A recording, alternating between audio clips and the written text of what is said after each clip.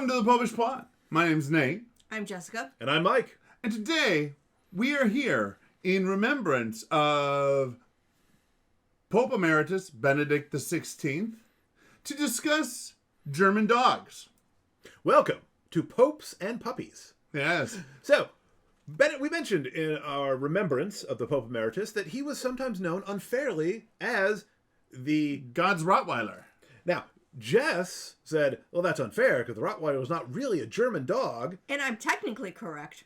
But Nate has more information. Yes. So, we looked it You're up. technically correct. The very best kind of correct. So I looked it up because I know enough German to know that Rottweiler is a German name. It is a German word. Ja, Rottweiler. Ja, Rottweiler. Ja. So I looked it up, and apparently, technically speaking, they're not German dogs. Dun, dun, dun. In that the proto-Rottweiler was... The Rottweiler? Yes. What was originally actually a Roman dog.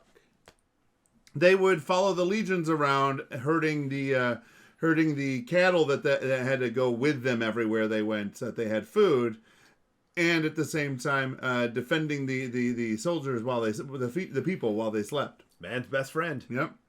In this case, Legionary's best friend. Eventually, the legions went over the Alps. They did.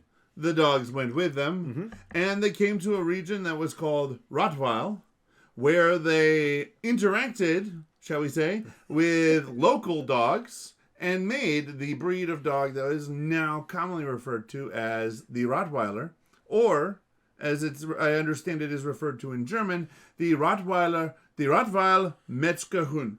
Ja.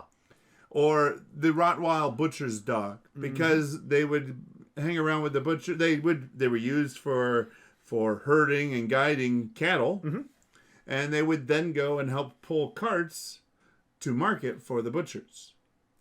Nice. Yeah. Truly, man's best friend. Well, kids, it just seems wrong to make a cow pull a cart full of dead cows. It's kind of twisted. But, you get the dog to pull it, and then when, I pull the cart, I get the chop.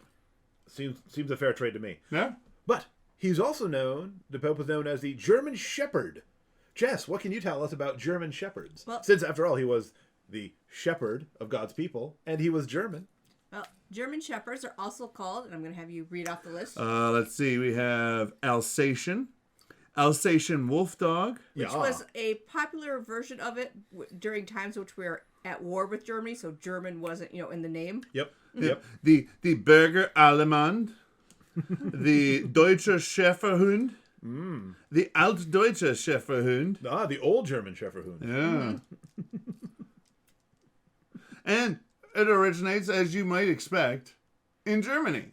Yes. We know who essentially made this breed because it was a Max von Stefanitz. Who in the late actually, if that's his birth year. No, that's not his birth year. That's in 1899 is about the year that he made the German Shepherd. So late 19th century. At the turn of the 20th century. Yep. Yes, he created it using a mix of traditional German herding dogs, especially one that was originally called Hector Linkschein, which he then renamed Horand von Grafrath? Yes, who was a dog who he thought had the qualities of the breed he wanted, of intelligence, loyalty, and beauty. Yeah. So, normal dog pedigree things of interbreeding him with various other dogs and crossbreeding, and there was a lot of puppies that had similar family trees breeding together until you got the modern German Shepherd. The dog is a great tribute to man's endless cooperation in God's creation, because the dog doesn't occur in nature. We just bred wolves until we got the characteristics that we wanted.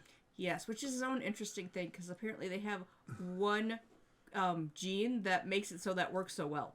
Because, you constantly breed like different cats. You get a little bit smaller, a little bit bigger, but they all look like cats. Yeah. It's how much fur and how thick it is. Yep. But dogs, you get like the Chihuahua to the Great Dane. But I've actually heard some studies that suggested that in all likelihood, the wolves kind of lent themselves to that, as there are behavioral traits that we find in dogs, like fetching and things, that they have wolves now that are in captivity and being like studied just to see how they behave and They'll things. play?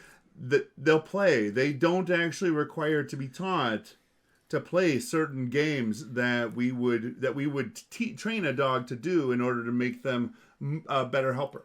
Yes, So- in fact, apparently crows like to play fetch with wild wolves because then the crow becomes, a companion, and then they get free food because they don't have to kill the animal. They just get the They extra. just hang around they just hang around the wolves, and sometimes go and alert the wolves to where they need to go to find food. I've always respected the lifestyle of the Remora. Yeah.